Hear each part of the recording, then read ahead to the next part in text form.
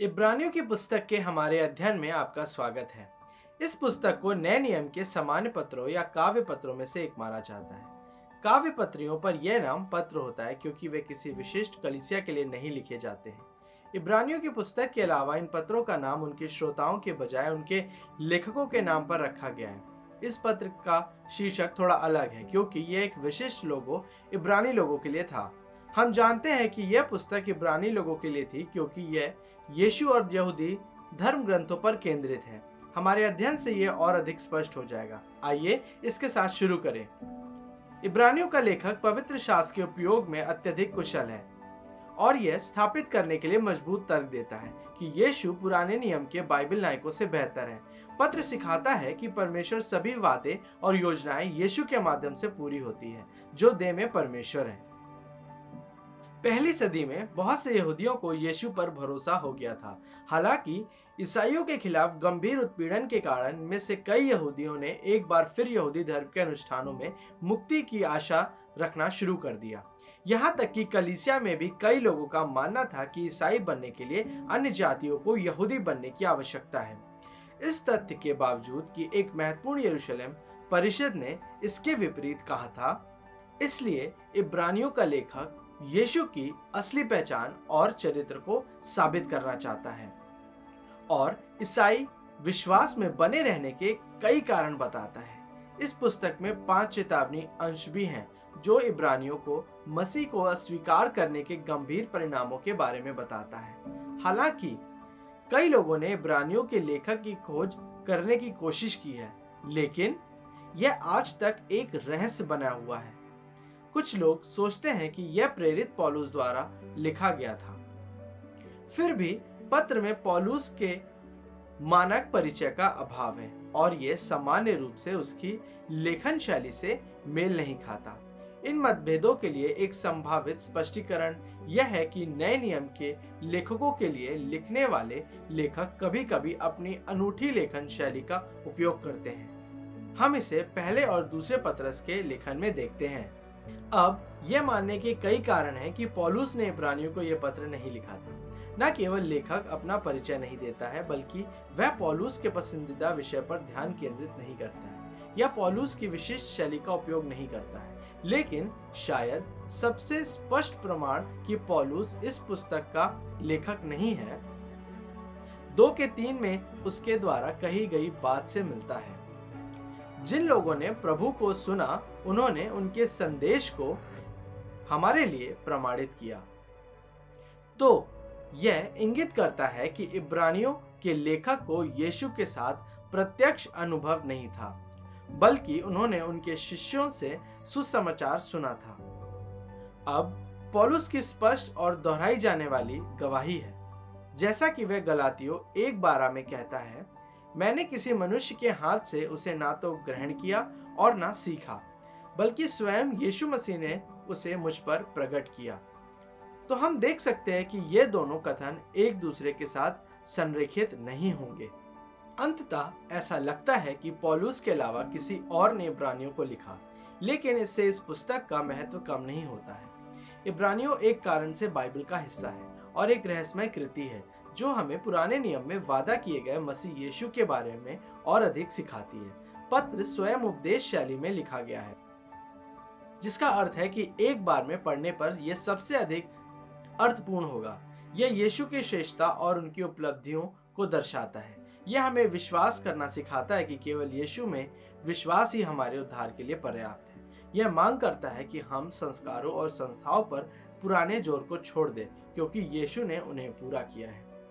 Bible की किसी भी अन्य पुस्तक से अधिक इब्रानियों की पुस्तक पुराने और नए नियम को एक साथ जोड़ती है। क्या आपने कभी इस तरह की बातों पर विचार किया है? ऐसा क्यों है कि हम आज जानवरों की बलि नहीं देते हैं, जबकि यह पवित्र शास्त्र में एक समय इतना महत्वपूर्ण था?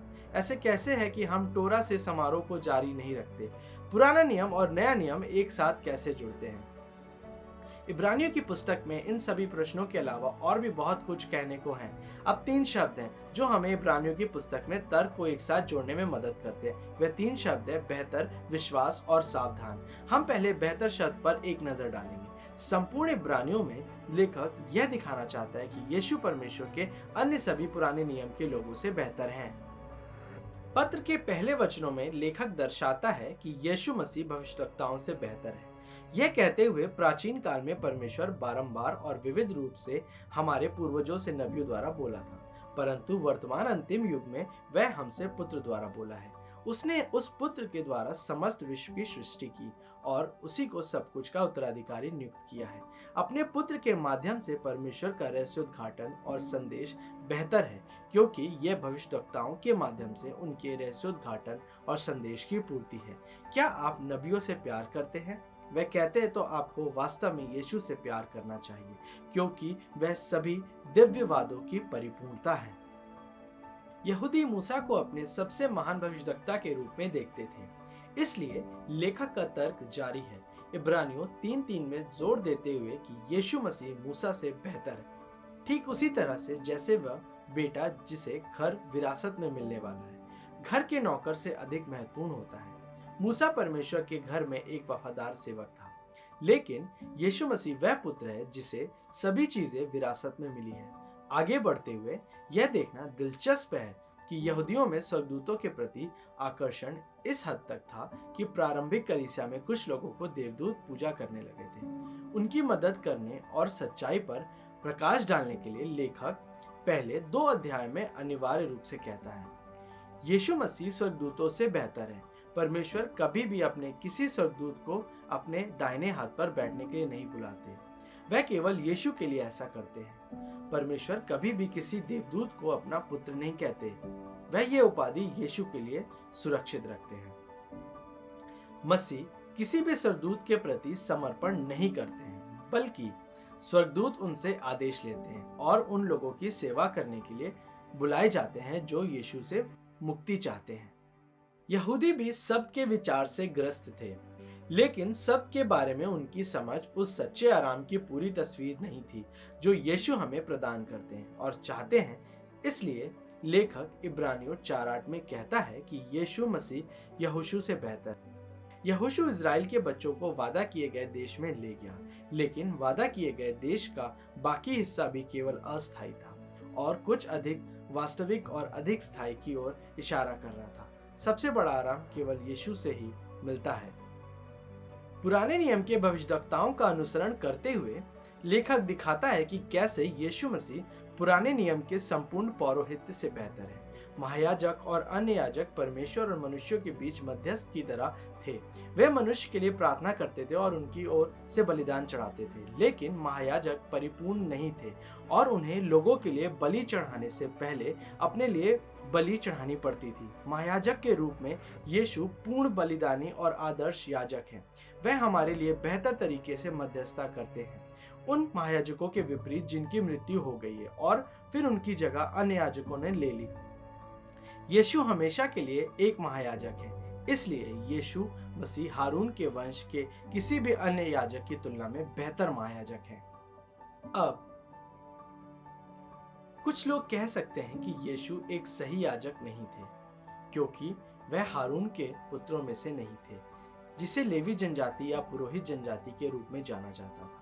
लेकिन इब्रानियों को लेखक ने लिखा कि यीशु ने और भी अधिक प्राचीन पौरोहित्य को पूरा किया है, जो हारून के पुत्रों से भी अधिक है। इब्रानियों 5:6 में हम यीशु के बारे में पढ़ते हैं, तू मल्कीसिदेक की रीति पर सदा के लिए याजक है। अब मल्कीसिदेक एक प्राचीन याजक है जिसे महान भविष्यवक्ता अब्राहम भी दशमांश देकर सम्मानित करता है। उनका पुरोहिती का अधिकार किसी ज्ञात पुरोहित वंश पर आधारित नहीं है, लेकिन उनके नाम का शाब्दिक अर्थ धार्मिकता का राजा है। पवित्र साहित्य के परिप्रेक्ष्य से वह बस यरूशलेम वेदी पर सेवा कर रहा है और महान कुलपति में एक दयालु भावना पाता है। यीशु याजक और राजा दोनों हैं, जैसे मल्कीसिदेक थे। लेखक अपना तर्क जारी रखता है कि यीशु बेहतर है। उन्होंने पहले ही उन यहूदियों को समझाया है जो पीछे हट रहे थे कि यहूदी धर्म में लौटने का मतलब अपूर्ण याजकों के साथ एक घटिया और अप्रभावी बलिदान प्रणाली में वापस जाना। एक प्रसिद्ध उपदेशक ने इसे पीछे हटने की तुलना किसी प्रियजन के चित्र के प्रति समर्पण जारी रखने से की। भले ही वह व्यक्ति स्थल पर आ गया हो, अभाव के दौर में तस्वीर अच्छी थी। प्रत्याशा की चाहत में यह जरूरी था। हालांकि जब वास्तविकता आ गई है तो हमें तस्वीर को जाने देना चाहिए। हमें स्वीकार करना चाहिए कि क्या सत्य है और क्या वास्तविक है। लेखक इब्रानियों 8 से 10 में दिखाता है कि लेवी याजक एक तंबू में सेवा कर रहे थे जो स्वर्ग में वास्तविक चीज की छाया मात्र थी। अनंत काल में प्रतिज्ञा की गई सच्ची चीज की केवल एक तस्वीर थी।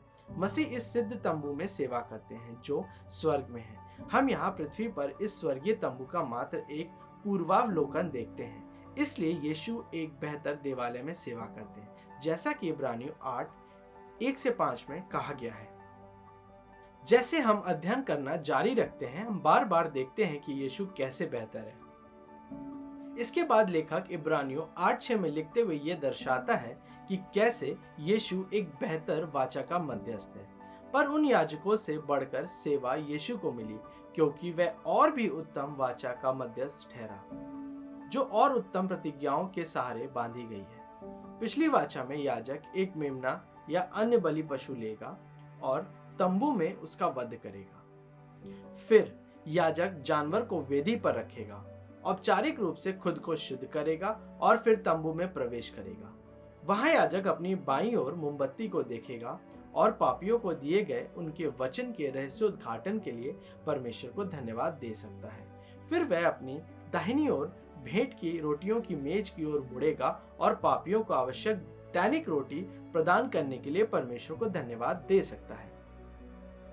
इसके बाद याजक सीधे धूप की वेदी की ओर आगे बढ़ेगा। वहां वह उस पापी के लिए प्रार्थना करेगा जो आराधना के तंबू के द्वार के बाहर छोड़ दिया गया था। महायाजक आंतरिक तंबू में भी जाता था, जिसे पवित्र स्थान कहा जाता था, लेकिन वर्ष में केवल एक बार। उस दिन सभी लोग उपासना तंबू के बाहर और उसके आसपास एकत्र होंगे। महायाजक रक्त लेकर परम पवित्र स्थान में जाता था, जहां वह सभी लोगों के पापों के लिए वह रक्त चढ़ाता था। इब्रानियों 9:23 से 28 में इब्रानियों का लेखक इसकी घोषणा करता है।